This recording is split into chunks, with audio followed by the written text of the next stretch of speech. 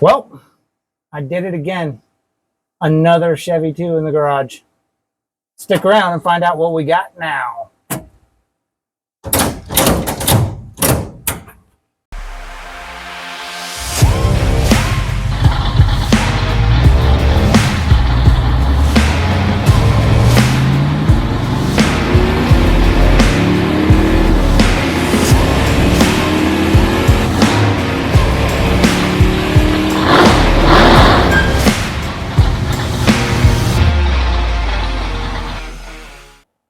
Everybody, welcome back to One More Bolt, and we did it. We got another one. That makes 3 in here. But they're 3 different ones. This one, as you can see, is a wagon. Check it out. This is a 1965 Chevy 2 wagon. Originally a 6-cylinder car. It is a Nova trim car. Here, I can get this. Which right now I don't exactly know what specific features other than Nova badging were unique to the Nova trim car versus a 400 trim car or a 100 trim car, but it is a Chevy 2 Nova wagon. It is not a 3rd row seat car. Kind of a bummer. A 3rd row seat would be cool, but didn't find one of those. For the most part, the body is pretty straight and solid. We've got a little bit of surface rust, but very little rot on the body. Floorboards are a little rough, though. Poke in there. You know, it shouldn't be able to, I don't think that's ideal. So we'll do some patchwork there and get that going. Passenger doors seen a little bit better days. Looks like someone slammed the door on something. But it shuts halfway decent. Back seat, well, it's had better days. The floors aren't as bad back here, so that's a good thing. Rear doors, on the other hand, shut perfect. Perfect. Back here on the back, we have a little body work right there. We may or may not fix. I'll have to get a screwdriver and actually take the window down.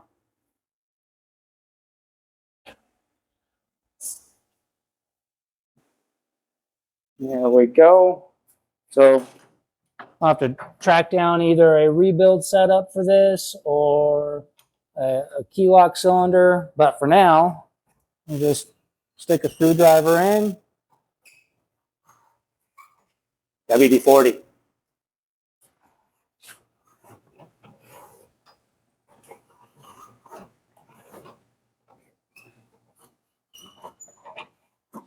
There we go.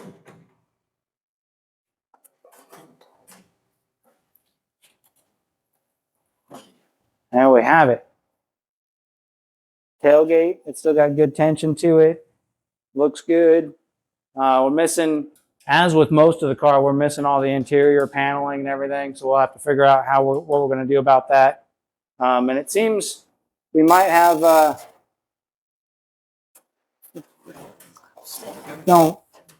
we won't worry about that. The car did come with a bunch of trim stuff. Don't know what's there. We haven't gotten into that. This is actually the first time we're really looking at the car, other than we did a quick look at it yesterday when we went and picked up the car to bring it home. But we didn't go through any of the stuff with the car. So we're getting a first look at it, same as you. I'll go ahead and we can just leave that down for now because we got to unload it. The gas door, this one's probably acceptable. This might even be an original style for N65. I'll have to look. It looks like a replacement, though. It's a little different than if we come over here to the 62.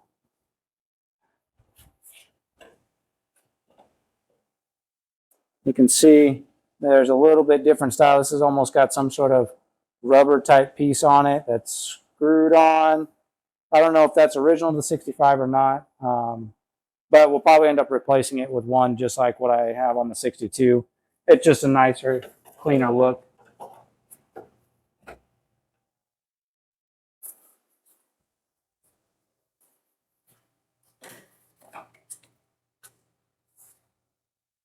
And I don't like that it's not straight. So we'll have to play with the fuel neck and get it so that that's horizontal with the body line. Again, this rear door. Perfect. We are missing on the passenger side. I presume whenever they actually whacked that door on something, that they probably broke the glass on that side. So there is no door glass in that one. So we'll have to track that down. Door glass on wagons and four doors is not reproduced, at least not that I'm aware of. So you have to track it down from other cars, part outs and stuff like that. I've been searching around a little bit, seen a couple on eBay for the door glass, but we'll have to get a new door glass for that side. This side has door glass, goes up and down perfectly. Ooh, wing window still works really good. All the way, oh, AC at 55, i.e. wing window. Very nice. So, and then we come in here a little bit. We've got some patch panel work we got to do down here on the floorboards on this one. As you can see, we're a two-pedal car. The other two cars in the shop are three-pedal cars. There's a clutch pedal over here. This one is an automatic. However, you probably already noticed that there's this big old fancy ratchet shifter in here. So it is no longer a column shift car. So we'll have to get rid of this nonsense up here. One thing that is still there is the neutral safety switch is actually still hooked up with the column. So that gets a little funky from what I was told. We'll have to chase that. This one does have keys, which is nice. It actually has a key for the ignition. My 62 does not. Don't worry about that. A couple of gauges were put in here, temp and oil pressure, which are basically your criticals that you want to know about. This little switch up here runs the electric fans that are in it and also provides power to this guy. Provides power to the electric choke, I think is what I was told.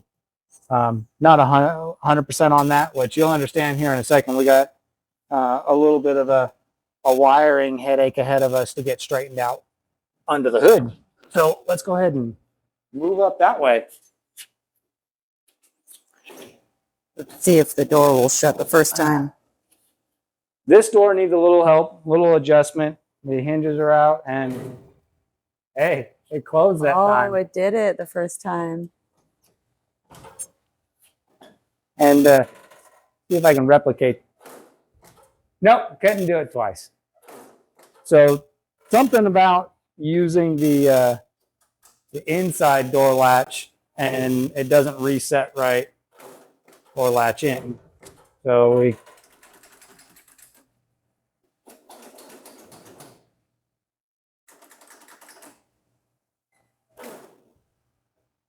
got it. Come up front. Flip the oil mat. So, ooh, all nice and wet under the oil mat. Let me fix that real quick.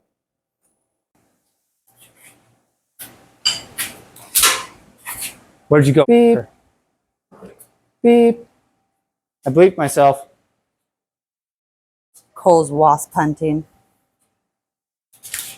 Ooh. All right. Well, he just buzzed by you.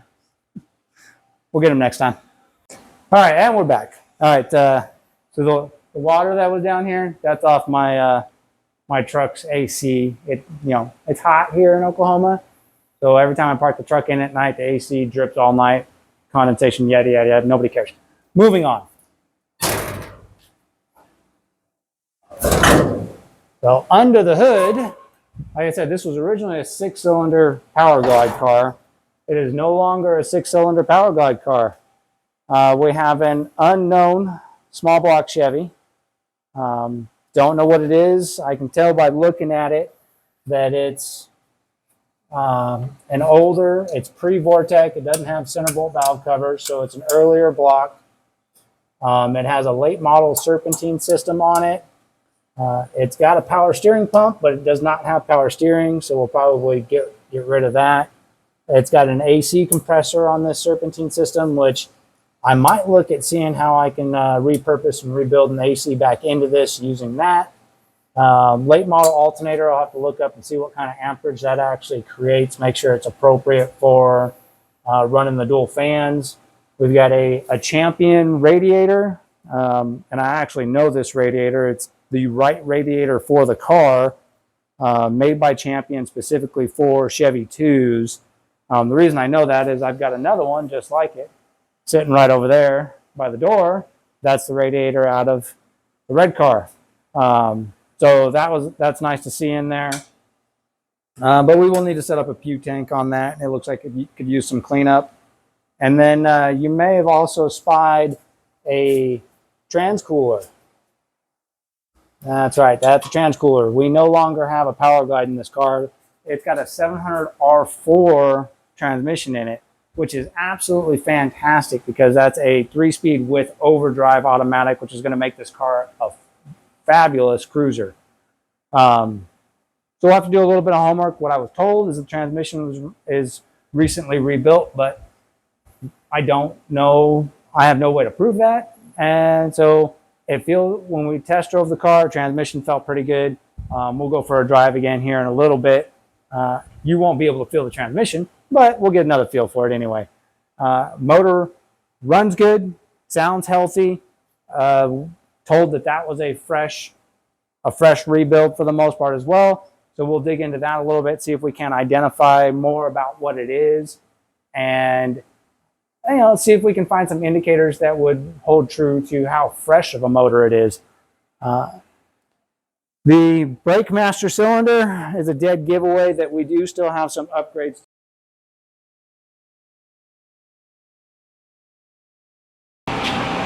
Okay, so we just had to do a brief camera change, and the sound might be a little bit different now. We were using little wireless mics, but those don't work with the current camera, and the other camera decided it was going to overheat. So now we're using a different setup. Hopefully the wind noise isn't too bad now. I haven't tested this setup as much. Anyway, we're going to go ahead and move forward. Where I was at, I was saying we have a few upgrades that we can still do on this car that are, not that we can, there's a lot of upgrades we can do, but a couple that are a little more critical. One of them is a dead giveaway right here on the brake master cylinder. We got a single cylinder, a single master, which is problematic for two reasons. One, if there's a brake line failure or a wheel cylinder failure anywhere in the car, we lose all the brakes in the car because there's only a single drum master on there. So we definitely want to go to a dual master so that it's a little bit safer to drive. And then that's also a dead giveaway, the fact that this car is 4-wheel drum brakes still.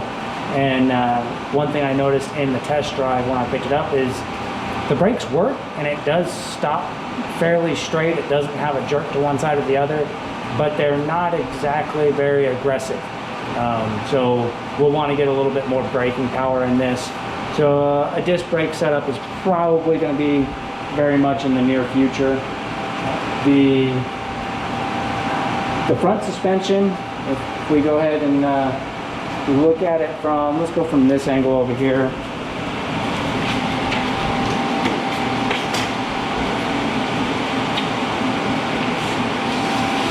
I was going to say, turn the fan off of the...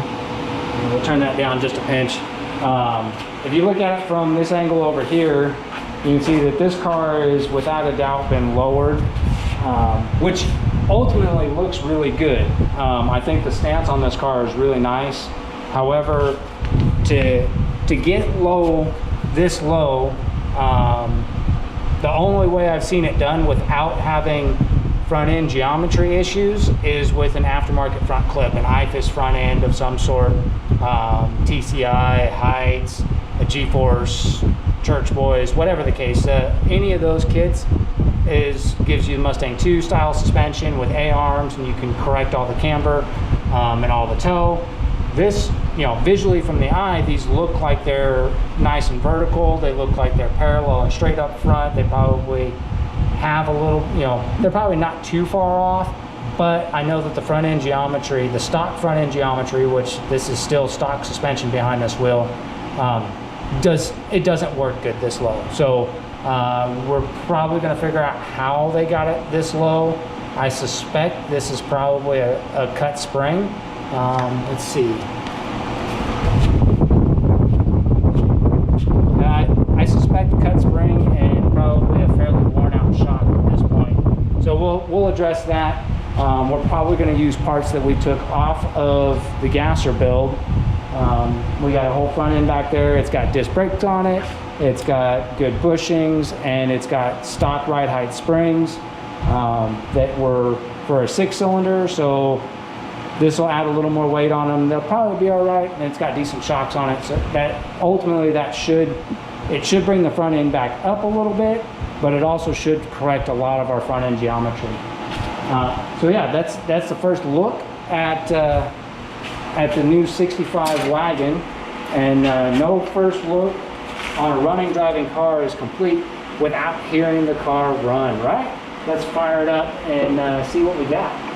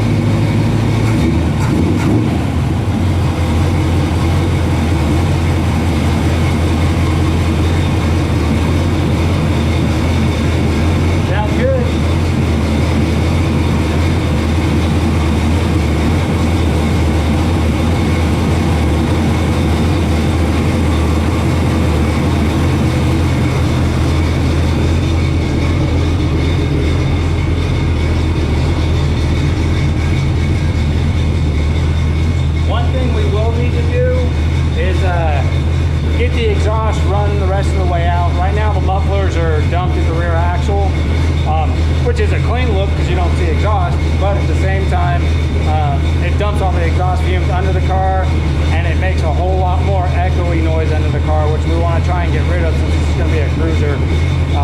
But I mean, hey, right now it sounds good. I like it. All right, we'll catch up with you in a bit when we start cleaning this out. We did a little bit of vacuuming and cleanup on the inside. Wifey went to town on that, got a bunch of debris out of there, and I unloaded the junk that was in the back, all the trim. Didn't really dig through any of it, but there's a bunch of stuff there. It'll be interesting to see what we have and if there's actually a complete set for the car. Probably unlikely to think that, but maybe we'll get lucky. And then I moved up here under the hood and went ahead and pulled the plug out of the number 2 or number 3 and number 5 cylinders. And overall, if we only look at the plug itself down in the chamber, that actually looks pretty good. We've got it's a little rich. If I had to guess, I'd say that's a little rich. Granted, I haven't had it out on the road. We haven't done a proper, wind it up and shut it down to actually see where it's at. That's probably mostly idle conditions, which generally are going to be rich. What I did notice though is that the threads are all wet with oil, and so I was like, well, the end's not oil fouled, a little rich, but not oil fouled, but there's oil on the threads, which that generally means that the oil is coming from the outside and working its way down the threads. And so I moved up to the valve cover to see how tight those were, and found that, well, at least this one that's got a T-handle on it is just not even tight at all. It's working its way to falling out. So we'll have to check all the valve covers, make sure they're tight. Took a towel to the bottom side of it and got oil right off the bottom of the valve cover. So that the oil on the threads of those, not something I'm concerned about. At least not right now. So the next thing we're going to do is we're going to hook up to my wireless borescope camera, which is a rather old one and not that great, and works only with an old iPhone that has the application on it, because the app's not even available anymore. So, stop giving me notifications for crap. Not now. Alright, where is it? Probably in here. There it is. Got it. Let's see. We're connected.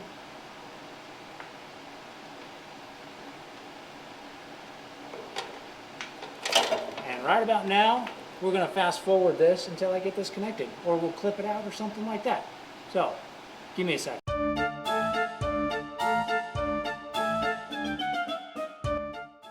All right, we're back. We got it. We are connected. I'm going to go ahead and record this. At least I'm going to try to record this. Yeah, okay, it's recording.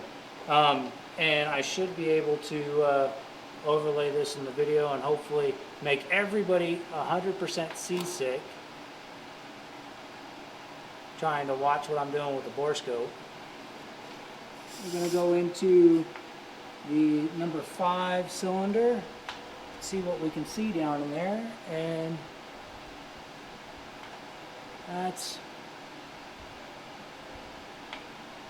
looks like a 4-valve relief piston.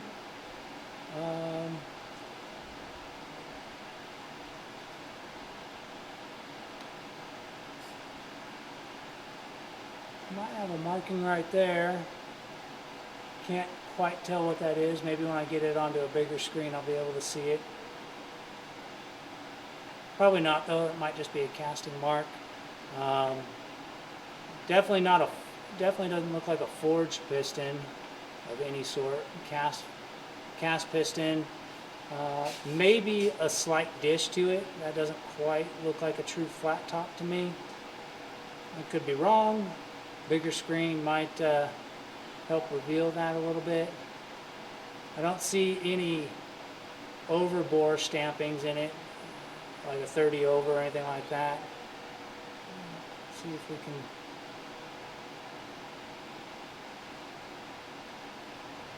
Hold right there for a second. Cylinder wall looks pretty good. I think you can almost see, yeah, that's cross hatching in the cylinder wall. I don't see any excessive wear, at least not on this one spot.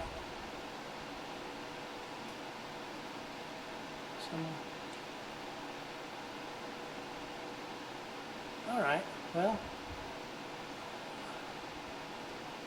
see if we can see anything different in the number 3 plug hole.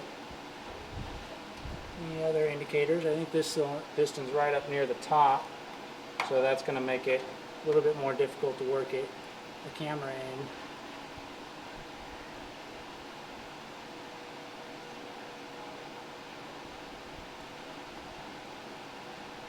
Yeah, I think that piston's too close to the top of the bore to see much. Oh, that almost looks like a little bit of pitting over there. Possibly signs of detonation.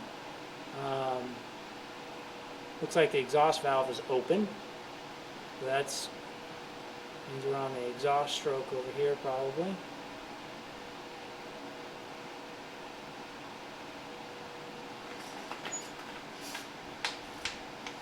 I'd say that overall, I mean, I don't see anything in there that's a total shocker. Go ahead and end the recording. Stop recording. Yes. Okay.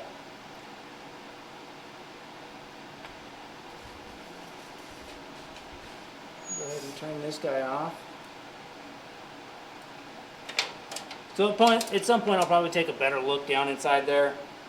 See if I can get it where one of the pistons is all the way down in the bottom of the hole, and be able to see more of the whole chamber. But overall, I think that it looked decent. Nothing fancy, no crazy high-speed parts of that sort, but potentially good stuff. A set of basic cast, flat top-esque. Like I said, I can't quite tell if it's truly a flat top, but it wasn't a deep dish on it. If it was dished, that can be a good set, a good combination. We need to get the casting numbers off the heads and see if we can find out what heads we've got. And since I already know this valve cover over here is loose, we'll go ahead and pull this one off and see if we can get a casting number and look that up. Before we do that, I'm shoving these plugs back in the hole so that I don't push them aside or whatever and forget to put them back in. The plugs in this are, what are those? R45 TS. Actually, that means that these, I wasn't even looking at that, which I should have, because that gives some indication on age of this motor, what era it's from. These are a tapered seat. Give me 1 second.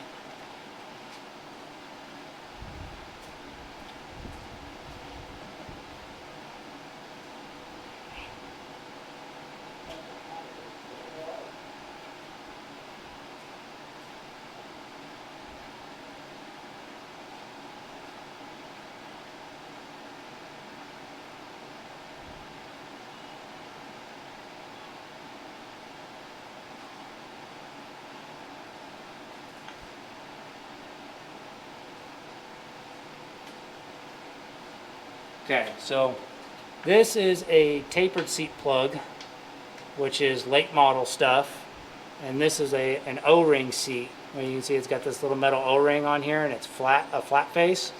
I don't know exactly what year the style changed or for what head castings, but this clearly, the fact that it doesn't use the O-ring style plug, which I should probably snap a photo down there and make sure that these are the right plugs and that it is the newer style. But that tells us that it's not an old school head. This might be something like an 882 head or some other smog era head that's got big chambers on it, 76cc chambers and small valves. So there might be some real potential for a head swap to really wake this motor up. But yeah, so that's a good indicator to know if you've got tapered seat plugs. One, don't use them in heads that require an O-ring seat, which is going to have a flat surface down in there, and vice versa. Don't try and put O-ring seat plugs into a head that requires tapered seat, because that's not going to work well either, or at all. I don't know, it might work, but really bad. Anyway, these came out of my 327. That's over for the gasser car. So let me put that away. Actually, let's put it over to the side, put it away later. And I want to get a photo down in the hole of that plug and see. Put the old iPhone to use again. Camera.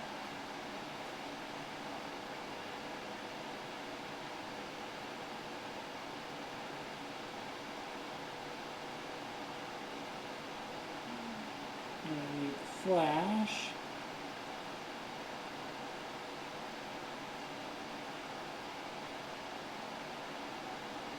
Apparently I didn't turn it on. There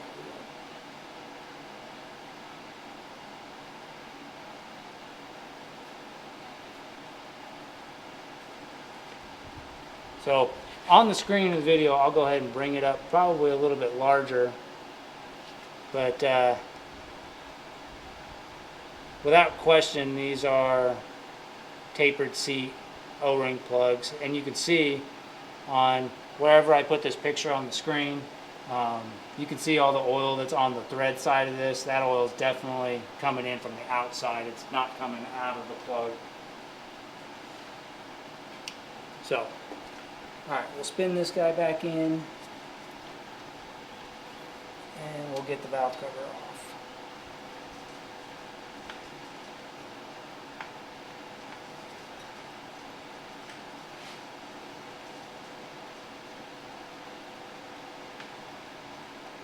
Conveniently, while looking at this, on this side, I can actually see the tag on the headers.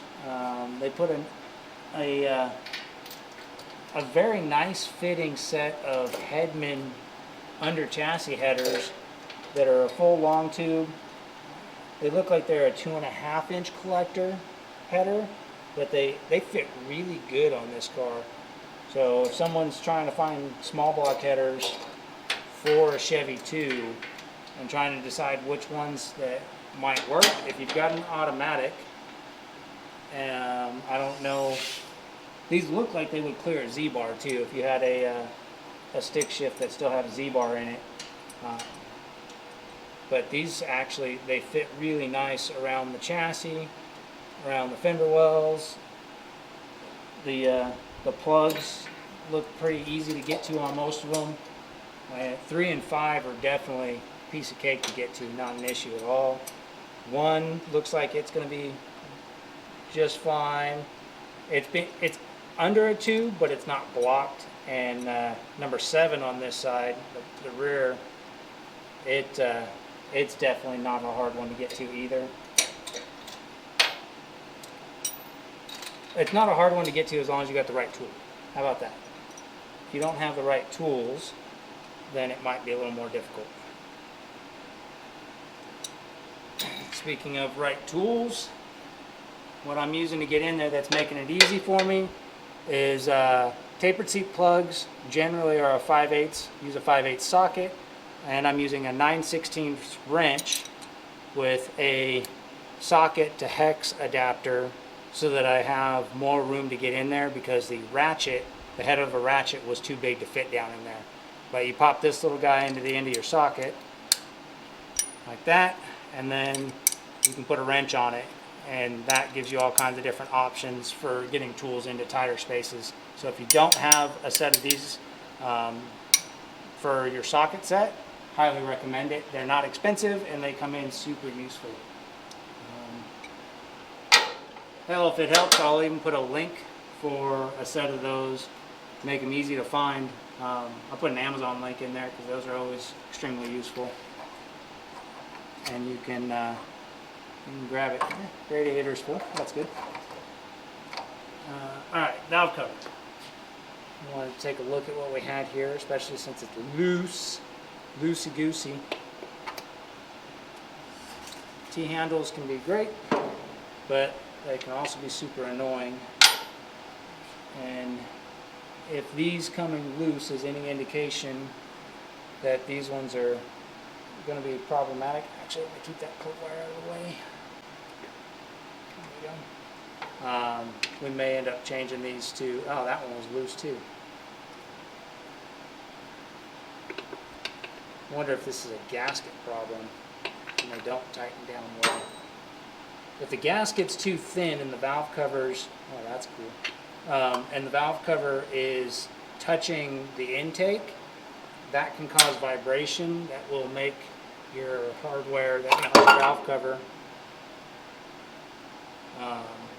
work its way loose. So that might be part of the issue here, because these are a cast aluminum valve cover, and cast aluminum valve covers are notorious for not fitting well. Yeah, I think we need a new O-ring on our breather. That one's kind of bit the dust.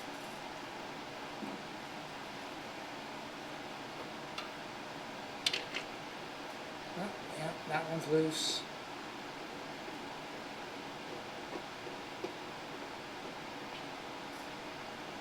So far, 3 of the 4 on this side have been loose. One more. And it was loose too. So all 4 of the valve covers retainers are loose. We'll probably get a stud kit for that.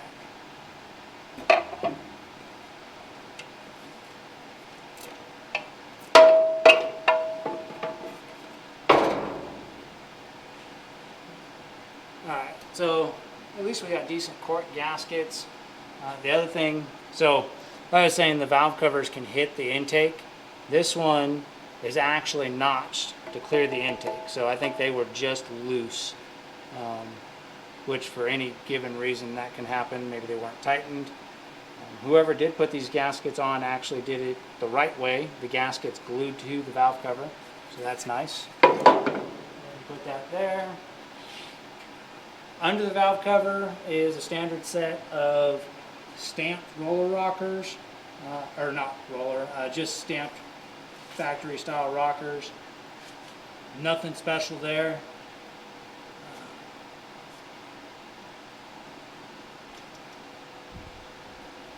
That all looks pretty good. Let me grab the camera and give you an eye in there.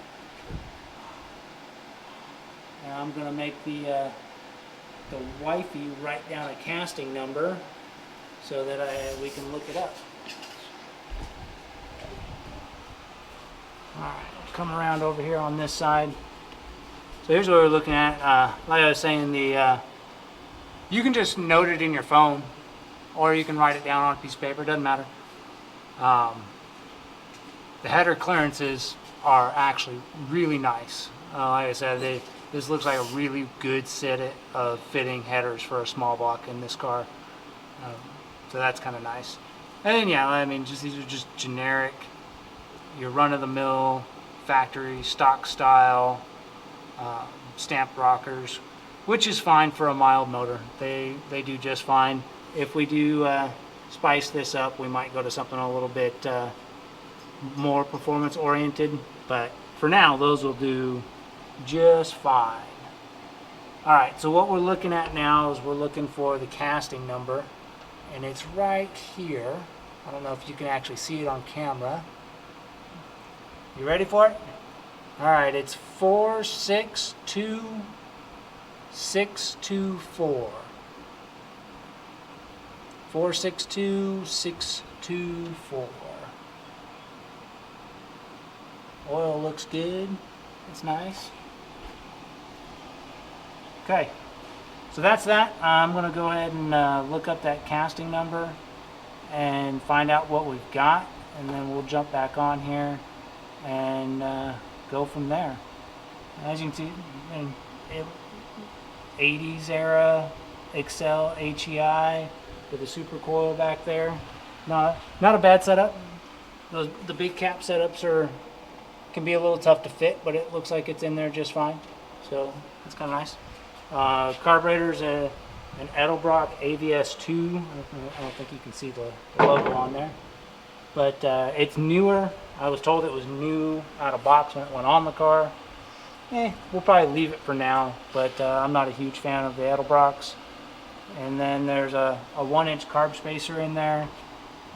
Looks to be I don't see a brand stamped on it, but it is a dual plane intake manifold with a 1-inch carb spacer on there. And we got a nice little mud dauber nest right there. We'll have to get that out of there. But for now, it's not hurting anything. It'll just be fine.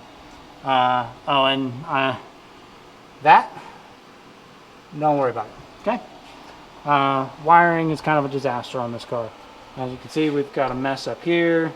Wires go everywhere, and you've probably noticed that the battery cable is disconnected because when they did the alternator setup, they didn't do it right. So the fuel on the alternator when the car's off does not disengage, and I'm trying not to burn up an alternator before I fix it. So we've been disconnecting the battery. We'll have to fix that. It looks like part of that problem is the lack of a voltage regulator, and that's, I mean, it should be an internally regulated alternator from based on the era, but it might not be wired correctly. I don't know, we'll have to figure that out. There's, as you can see, there's definitely wiring issues. Anyway, let me go find out what heads we got, and then we'll pick it up, and maybe we'll get the car out and go for a drive. Ooh, look at that. I got a free zip tie. It came with a zip tie. Nice.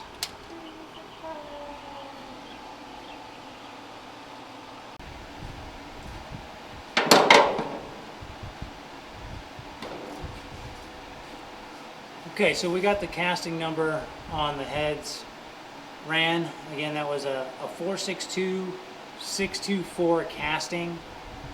Those were produced, there it is, from 1975 to 1986 and used on small block 350s and small block 400s. They've got a 76cc chamber.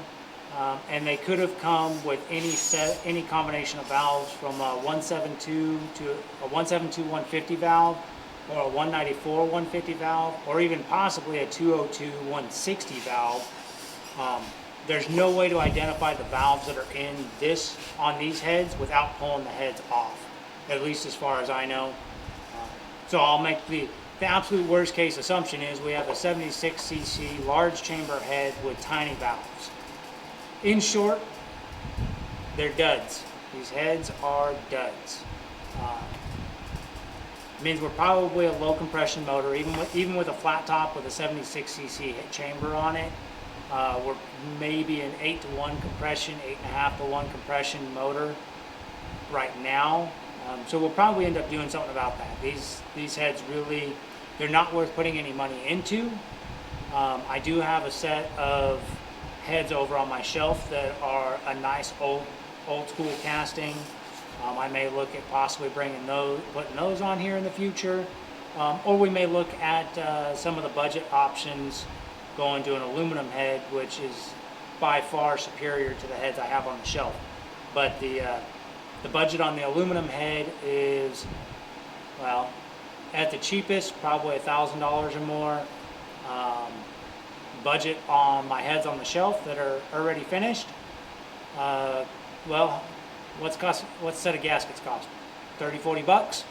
So good chance we're going to go with the heads on the shelf, but we'll decide on that at a later date. For now, we just want to drive it, and it runs good. So there was one other thing that I pointed out that we looked at, which was that wire right back there. It's in really bad shape. I mean, really bad shape. And I don't exactly know what it does, but I know you don't want wire looking like that. So we're going to take the ultimate cop out right now so that we can go for a test drive, and we're going to throw some tape on it. That'll work, right?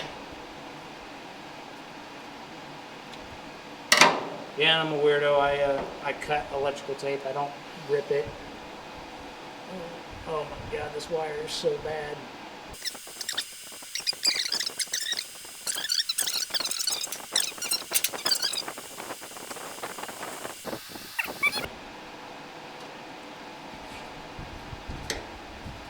All right.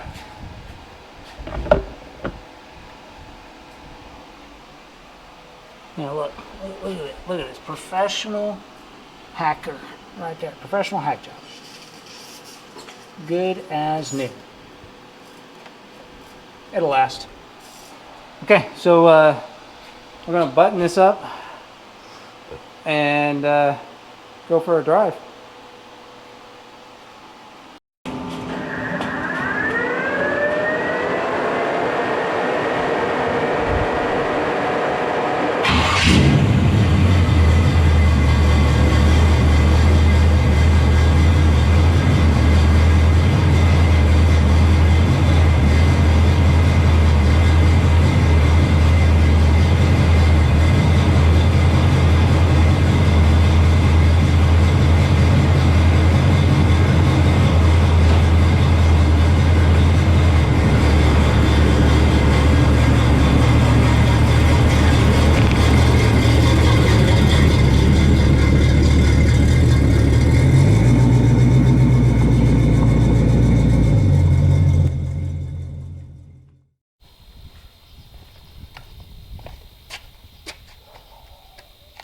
All right, so we took the car for a drive. We actually went out and met up with Paige's brother, Justin, and had some dinner, and he drove his old hot rod. I tried to get some video out driving it, and I set up a camera on a suction mount on the windshield.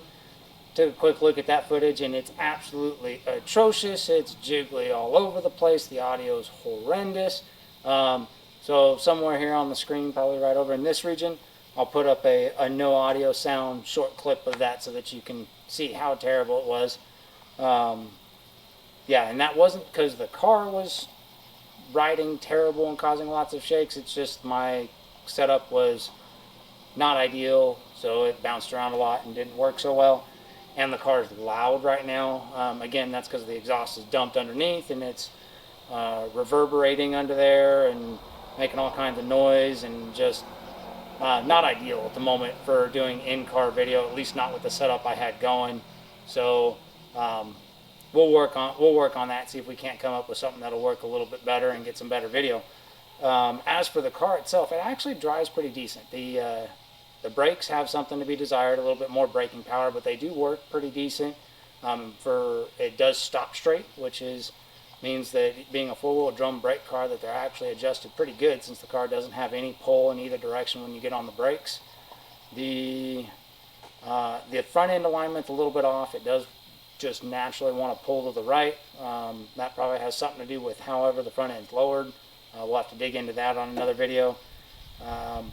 It seemed like it was might have been running a little warmer than I'd like. It got up to about 200 degrees on the gauge that's in there.